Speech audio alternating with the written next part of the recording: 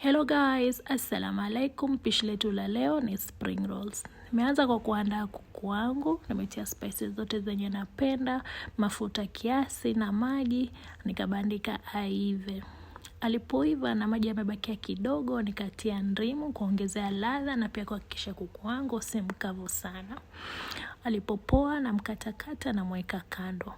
Boga zenye nimetumia ni cabbage, zile pilipili boga zote ya red, green na yellow, alafu na carrots, alafu na spring onion. Kwenye pan, kwa kuwa sikuwa na butter, nimetumia mafuta ya kawaida, nikaanza kutia cabbage, nikakoroga kiasi, nikafuatilizia na zile boga, kisha nikatia na kuku, alafu nikamalizia na spring onion zangu.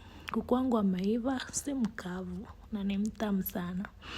Naanza kufunga rolls zangu pole pole kama hivi unavyoona.